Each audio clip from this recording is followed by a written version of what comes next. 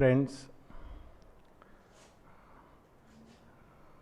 before we start the Savitri sessions, I think it will be in the fitness of things to share a few thoughts about Professor Nadkarni, who, as we all know, left us in September this year.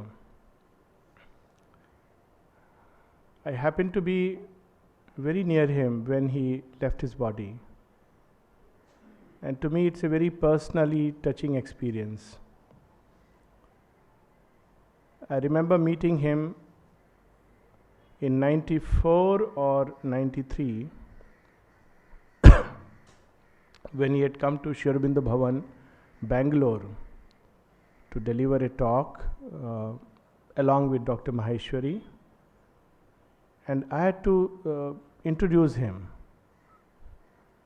And not knowing much about him that time, the only way I felt would be befitting to introduce a man who had given his life to Savitri would be to find some appropriate lines from Savitri itself.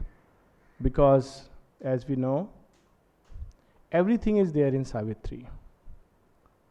And so the lines that came to me at that point of time, which I spoke out by way of introduction, when I first met him, I would like to share with everyone. Because in so many years of my long association with him, we have traveled together, shared the same platform, shared close moments, and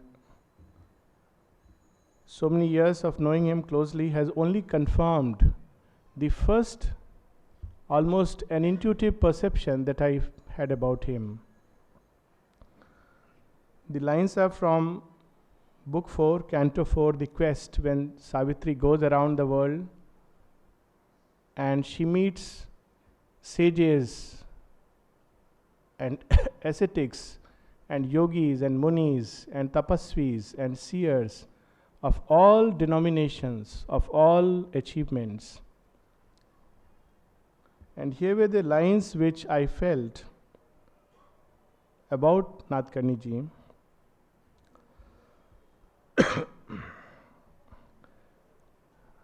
Page 383. Large like a continent of warm sunshine, in wide equality's impartial joy, these sages breathed for God's delight in things, assisting the slow entries of the gods, sowing in young minds immortal thoughts they lived, taught the great truth to which man's race must rise, imparting to our struggling world the light. They breathe like spirits from time's dull yoke released, comrades and vessels of the cosmic force, using a natural mastery like the suns, their speech, their silence was a help to earth. A magic happiness flowed from their touch. Oneness was sovereign in that sylvan peace. The wild beast joined in friendship with its prey, persuading the hatred and the strife to cease. The love that flows from the one mother's breast healed with their hearts the hard and wounded world.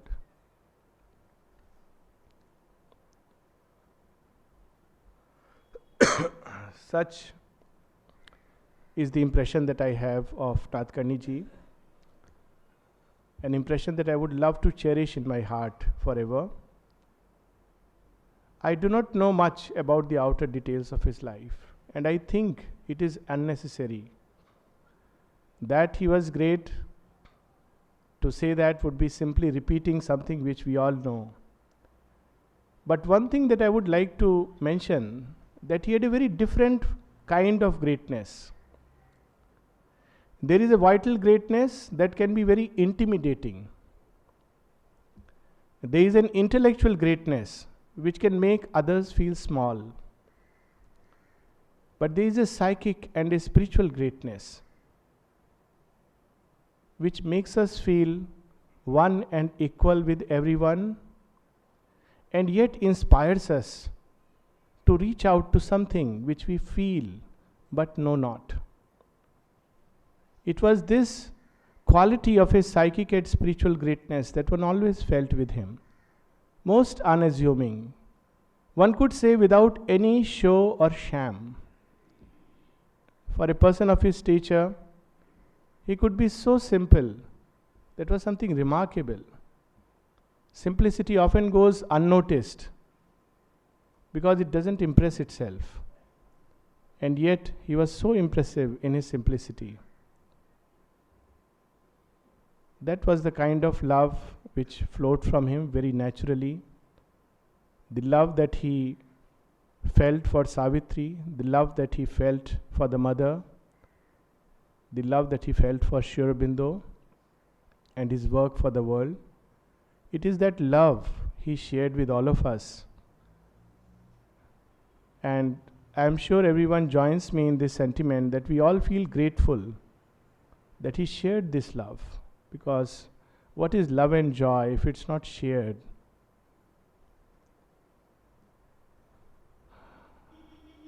As he passes on to the worlds beyond, I am sure carried by her wings of love and light, carried by Savitri, carried to the place where we all rest, which is our safe haven of safety and splendid soft repose, as Savitri says, where one could drink life back in streams of honey fire. I am sure Nathkarniji is on to his journey there to rest, a well-deserved rest, in her arms, in her heart, from this world which is her garden, to the world beyond, which is her heart. There he goes, and to sum up, I could share these lines from Savitri again, which kind of summarizes a life he led, a life of dedication and service to the mother, a life of dedication and service to the world. This is the highest of all privileges that any human being can have. What more would one want in life? To him who serves with a free, equal heart, obedience is his princely training's school. His nobility is coronet and privilege. His faith is a high nature's idiom. His service a spiritual sovereignty. And finally, after we have served this great divided world, God's bliss and oneness are our inborn right. Indeed,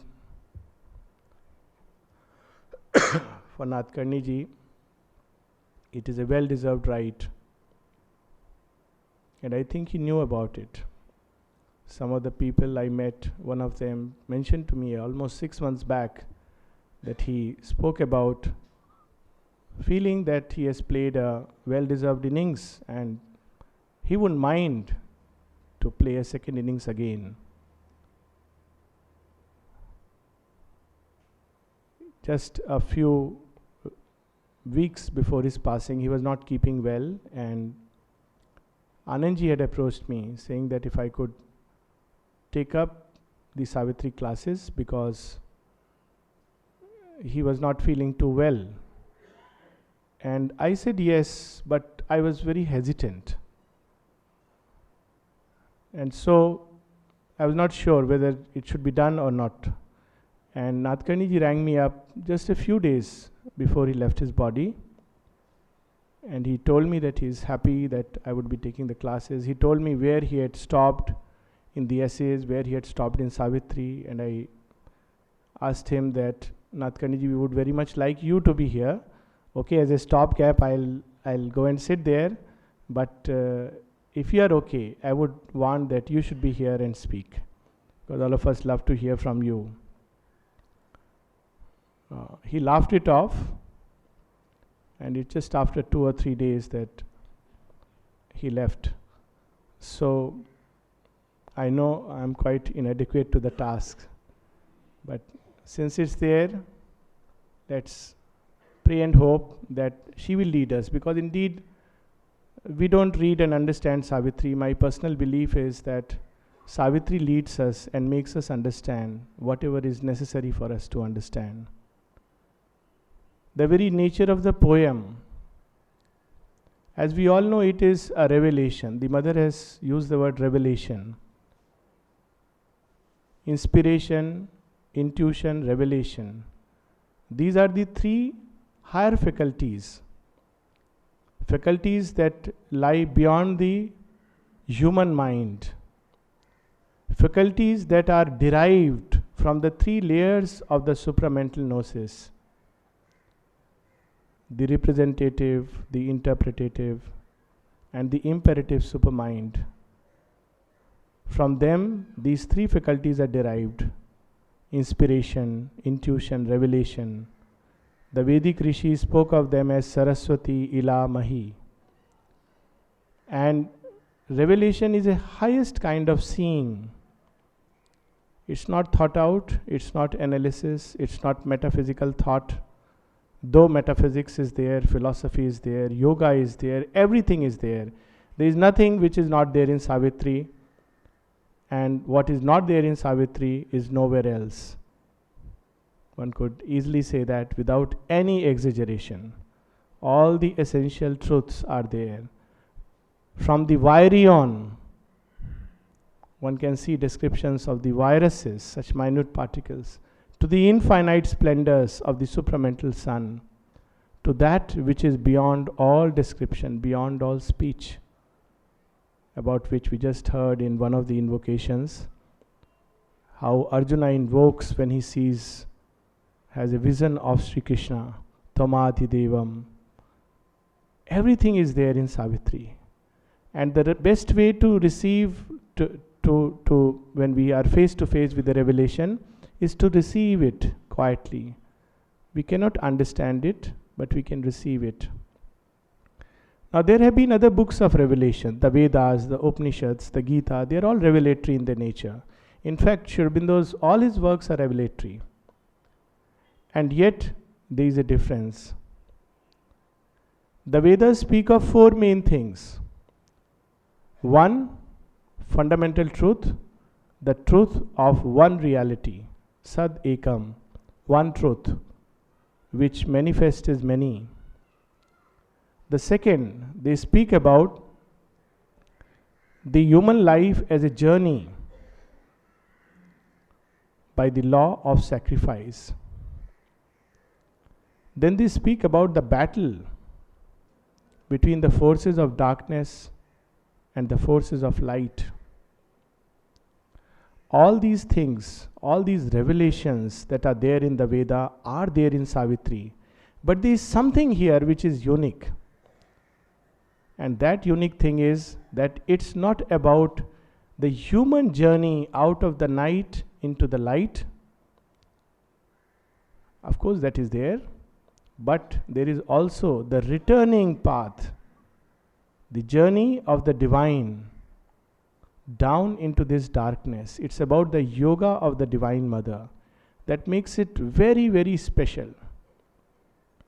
It's about what the divine is doing for this earth. We often raise this question, and this is about the yoga of the Divine Mother. Aurobindo speaks about it in the Mother when he says, the Mother is not all above. She has descended here and thrown herself into the forms of the ignorance. not only as an impersonality, impersonally she is there behind everything in nature, but also personally she has descended amidst this darkness and falsehood and suffering earth, for thus alone it can be raised into light and truth and bliss. And then he speaks about it as the Holocaust of the Divine Mother. There is a beautiful story in the Rig Veda which speaks about this Holocaust, how the Divine Mother plunges into this creation and conceals herself in the darkest of darkness, right into the abyss. And then the whole journey begins again. And Varuna is asked first by the gods to find where she has gone. And Varuna can find her not. Varuna the vast, Varuna from whose sight nothing is concealed. But Varuna is the lord of the higher worlds. And then Yama.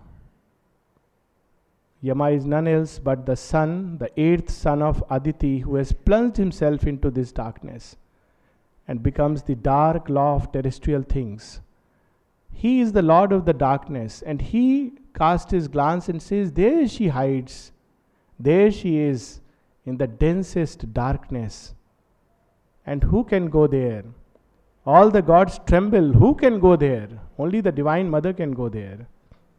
But Agni takes courage and plunges into these dense depths and starts calling her, and the return path begins. Indeed, Savitri is about that pilgrimage of which Aurobindo speaks in one of his poems, the pilgrim of the night. We all, when we talk about pilgrimage, we talk about pilgrim going to some place which is full of light. That is the Tirtha. But where will the divine go if he has to go for a pilgrimage? He goes to the other extreme, where he hides, totally covered by embodied nothingness. The lines of the poem are very touching. I made an assignation with the night. In the abyss was fixed our rendezvous. The Lord writes in his diary, I have an appointment today. With whom is my appointment? I have to meet the night profound. It's a strange kind of meeting. Where will I meet? Which place would be suitable to meet him? To meet that night? Surely not the home of light. Night would dissolve and vanish. I must go there concealing my light, holding it within my breast, but wearing a mortal cloak, the facade of ignorance. I must descend into its abyss because it won't leave it. So where is the rendezvous fixed? In the abyss was fixed our rendezvous. And what is it written there in his appointment? Is it a short meeting? Is it a who is accompanying him? Who can accompany him there? So he writes, carrying in my breast God's deathless light. We read that in Savitri. There was no help save her strength within. Who can accompany her? Who can be equal her task? Carrying in my breast God's deathless light. And what is the work I am going to do? I came her dark and dangerous heart to woo. I am going to woo, ensnare that dark and dangerous heart of the night, because thus alone can it be pulled out of that abysmal darkness. That is the new revelation in Savitri, a revelation which we find nowhere. The Gita speaks about 3 secrets. One is the secret path within man leading him to the Supreme. The second secret, which comes towards the end, is the secret of surrender to the Supreme, by which man can be redeemed. And in the middle, Sri Krishna speaks about a secret, a great secret, the secret of God's birth in time, the birth of the timeless in time. Indeed, it's a secret. Philosophers debate about it. How can the formless assume a form? How can the timeless be born in time? How can infinite mate with the finite? So it's a secret. Sri Krishna passingly mentions in a few quick verses just a few hints about this. Aurobindo gives all these secrets in great, great vividness. The inner path, not just one path, but the paths that lead man to the divine. A wide universal path, the path of the sun. How do we go to the sun?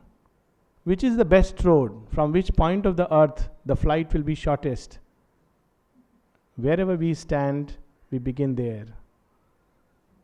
The other day I was sharing this as we walk on our beach road. We see the light of the morning sun or of the moon reflected on the waters. If we were to stand at one angle, we would feel I am there and there is the light right in front of me and there is the moon or the sun. And the rest is darkness. And we are bound to conclude with our narrow angle of vision, this is the path, this is my path, all the rest is darkness. If we move a few steps ahead, we meet the same scene. And a few steps ahead, we meet the same scene. And if we have walked all paths, all along the beach, what would we say? All paths are his paths. Indeed, there is one path, the universal path, or we may say, there is no path, just the sun reaches out to us in all its splendor. Such is the path that Savitri opens before us, the most universal path that we can imagine. Such is the surrender it speaks about, and above all, it speaks about the mystery of God's birth in time. It is the work of the Divine Mother, the story she is writing on earth. Its theme, as we know, it's revelatory in nature and its theme is universal. It's not just unique, it's also universal. And what a universality! It's universal in terms of its scope. Everyone can not only find something in Savitri, but it's applicable to everyone. It's everybody's life. We can find so many things in Savitri which directly relate to us, which make us suddenly confront ourselves. We live in a kind of, all the time in a bubble, not just a shell. We live in a bubble through which we see the world. We don't know we are in a prison of the bubble. We see the world and we think we live in the wide world. We don't know we are seeing it only through a small little bubble. And Savitri would tell us, look, remember, man still a child in nature's mighty hands, in the succession of the moment lives. To a changing present it is its narrow right. The future flees before him as he walks. His memory stares back at a phantom past. He sees imagined garments, not a face. He waits to weigh the certitude of his thoughts. He waits to see the consequence of his acts. Yet he knows not whether he shall survive at last or perish like the mastodon and the sloth from this earth where he was king.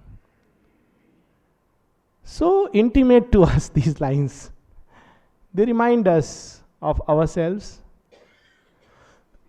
But Savitri also reminds us of the glory that waits right behind this life of ours, this narrow, divided existence of ours, waiting to enter. As in one of the messages, 1961, the mother says, this wonderful world of delight waiting at our gates to enter, waiting for our call.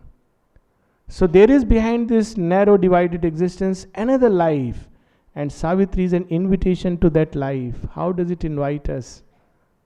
O force-compelled, fate-driven, earth-born race, O petty adventurers in an infinite world, and prisoners of a dwarf humanity. This is our state. But what does Savitri wants us to become? But not for a changeless littleness where we born, not for vain repetition where we build. This transient earthly being, if he so wills. We have been told we are transient, we are earthly, we are useless. Time's wave on inconscient seas, as death says to Savitri. In whom do you want to bring heaven? They who are time's waves on inconscient seas. But what does Sri Aurobindo ask us? Where does he invite us? This transient earthly being, if he so wills, can fit his acts to transcendent scheme. He who now stares at the world with ignorant eyes can fill those orbs with the immortal's sight. A seer, a strong creator is within. The immaculate grandeur broods upon your days. Almighty powers are shut in nature's cells. The earth you live is a border screened from heaven. The earth you tread is a border screened from heaven. The life you lead conceals the light you are. What a universal theme. It's applicable for all times. As long as there is humanity, this will be true. Because humanity means to struggle with ignorance, to wrestle with fate, to walk through the forest of life, to the tangled anarchy called fate, to experience bitterness and death and fall, and yet to experience an outstretched hand upon our lives. This is our humanness. And in this cocoon of humanness, something is developing and forming. That is to be released. And Savitri is the story of that. Its universality, not only in scope, also in time. If we see, the book begins from where? Not just, of course, it's the dawn, the day Satyavan must die. It starts from the very beginning. In every drama, there is a kind of an prologue, and somebody comes and gives the backdrop. We see sometimes written in these dramas that this play belongs to the 15th century BC, or AD, or 3rd century BC, etc., etc. So this is about God's drama. So what will God write? When did my drama begin? We often say transformation has started now. The drama of transformation started the day creation started. Only now it is reaching its grand finale. So where does the drama begin? This drama begins the day time begins. That's how it starts. What a universality of time. Where does it end? A new dawn. It ends with a very far off distant future. And all this takes place within a space of 18 hours or maybe 20 hours. That's what Savitri is about. It starts the day, wee hours of morning or the late hours of night, when Satyavan must die. It ends late evening, when everyone gathers westward because night is dropping by. Within those 18-20 hours, what has happened? A whole past, present, and future of humanity has been lived and worked out. This is the universality, the time scale. It's really unimaginable that this is the great drama taking place in this scale of time. What is that space? What is that theater? Whole universe is the theater. Again we see the universality. It starts with before even space is created. In terms of time, before time is created. In terms of space, Savitri starts before space is created. And slowly it takes us through many, many universes and brings into focus this little earth. The earth which is the scene of a great drama which is being enacted by the divine. So small in terms of its size and magnitude, but so great in terms of its possibilities and potential. Such is the universal space in which Savitri moves. Every aspect of the universe is there. And finally, Aurobindo calls it a legend and a symbol. It's very interesting. Of course, it is a symbol. The words are very meaningful. Savitri, Dyumatsena, Ashupati, and we are all aware of it. Aurobindo makes it a point to mention the characters are real. It's not a mere allegory. And sometimes one wonders, what is the use of saying this? Why not leave it at the symbol? But this is the master stroke of Aurobindo. If it was only a symbol, then it would mean that this whole truth is our inner truth. We have to work it out. We have to discover the inner Ashupati. We have to discover the inner Savitri. We have to do the inner tapasya of Ashupati to bring down that grace and glory. And we have to inwardly liberate the Dyumatsena-like blindness of ours by some kind of an inner effort, Herculean effort, an effort almost impossible to human might. Then it would be a symbol. It's a symbol, like some people say Ramayana is a symbol. Means there is no real Rama, there is no real Sita. It's symbol. Rama is the symbol of divine and Sita is the symbol of earth nature. And the two coming together is the story of divine and the earth nature moving on towards establishing a divine kingdom. Now that's a symbol. So there is no reality of Rama. But Aurobindo cautions us. It is a symbol, yes, but it's also characters are not just personified qualities, but realities. That makes a sea change. It means we don't have to do the yoga of Ashupati and the yoga of Savitri. What we have to do? Lay all on her. She is the cause of all. Because she is real. She is close. She is intimate. She, the daughter of sun, has descended here amidst us. And she never leaves the earth. The mother says in one of her beautiful words, she says, I have always been here. I have never left the earth since its inception. I am there behind every urge for evolution, every urge for progress. She is there. Now it makes a great difference to know that it is not just a symbol. Symbol is for intellectuals. Intellectuals would like to read the Gita and get the symbolic Krishna inside. But there are those who also have a heart that beats for the Lord, and for that the symbol becomes real, earthly real. So you also have the Bhagavat, the personal side of the divine, whom you can approach, who has done this tapasya for earth, written this document for our sake. Otherwise, we may get a feeling that, oh, Ashupati has done this tapasya, we have to do this kind of tapasya, go through all these worlds. My God, I am stuck in this world. Leave aside other worlds. Aurobindo makes it clear. Not only he says that these characters are real, he also says we can derive help and benefit from them. He makes it very, very clear. He leaves no room for doubt.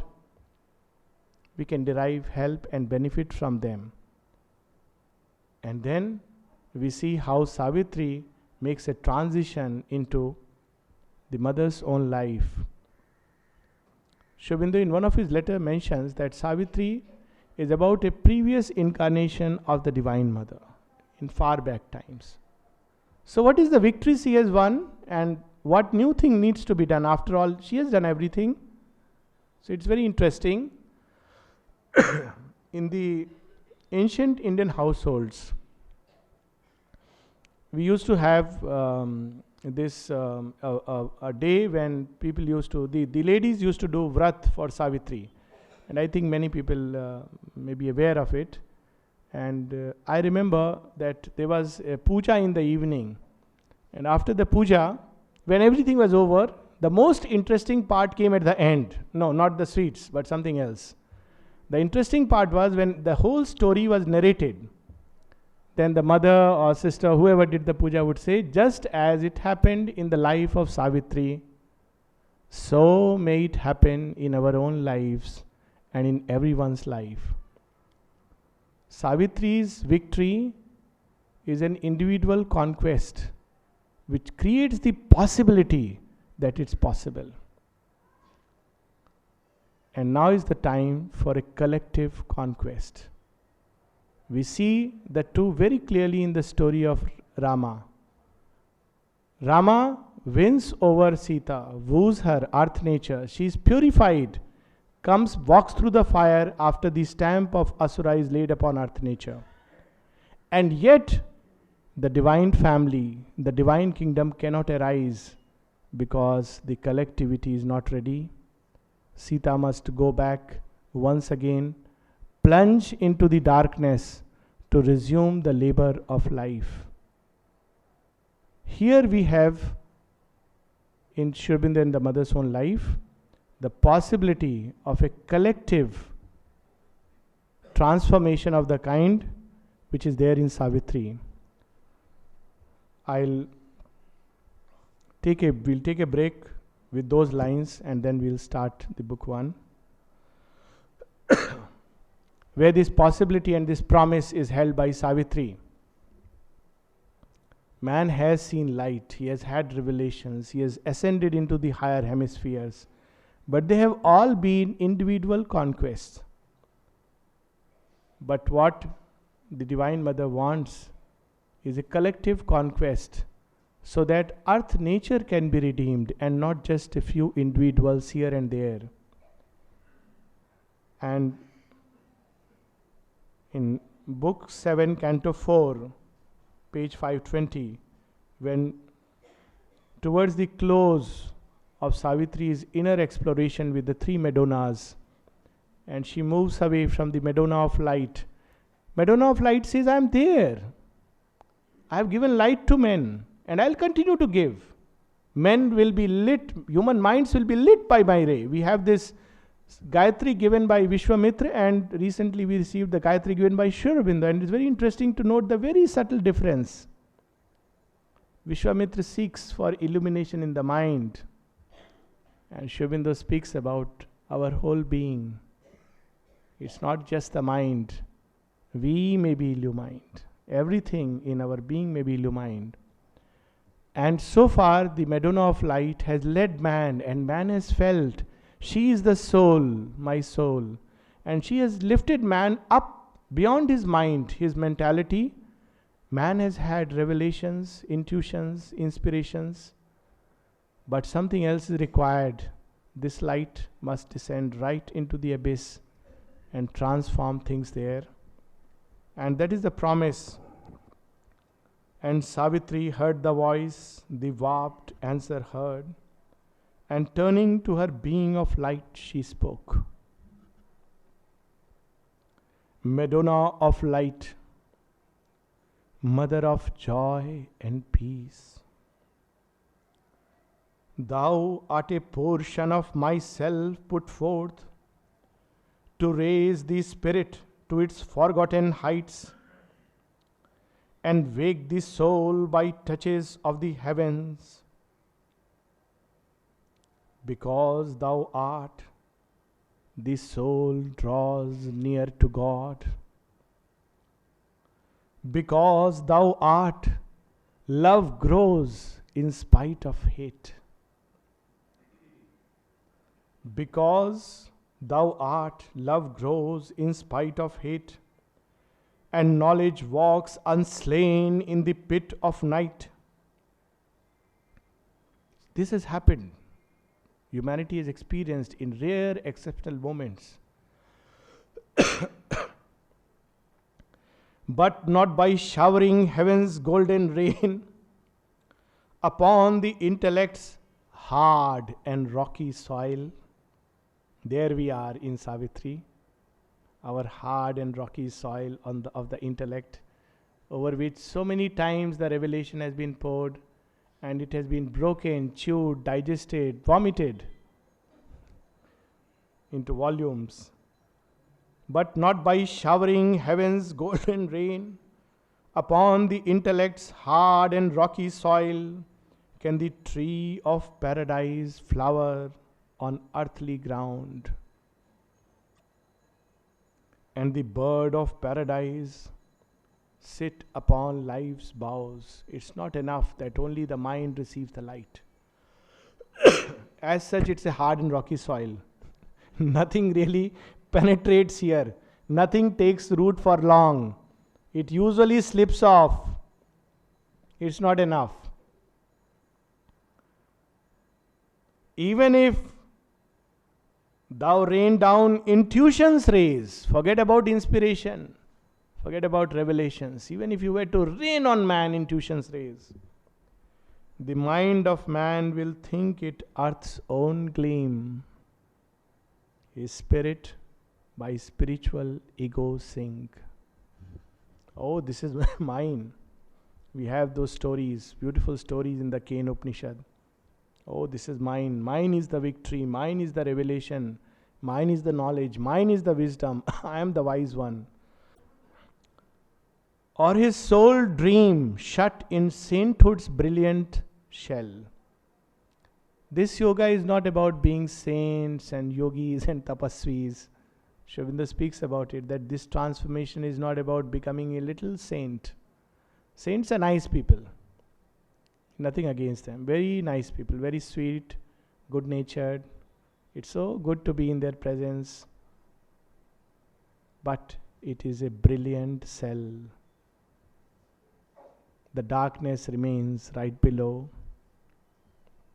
We can go into that cell. They invite us, leave this darkness, get into that cell. And we may like it. Or his soul dream shut in sainthood's brilliant cell, where only a bright shadow of God can come. His hunger for the eternal thou must nurse. Well, you have a work to do, she tells a being of light. You nurse the eternal's hunger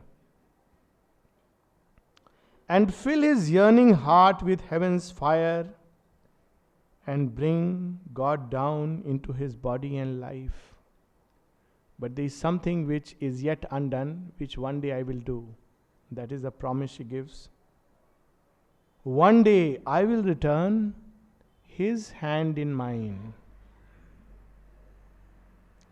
One day I will return his hand in mine, and thou shalt see the face of the Absolute. Even with intuition, even with inspiration, we don't see that ultimate. We see the shadow of God, which is a luminous shadow. After all, it belongs to God. And thou shalt see the face of the Absolute. Then shall the holy marriage be achieved. The marriage of earth with heaven. Then shall the holy marriage be achieved. Then shall the divine family be born. This is the collective transformation, the divine family. Not just an individual divinity, but a divine family. Then shall the divine family be born. There shall be light and peace in all the worlds. We shall take a break and come back.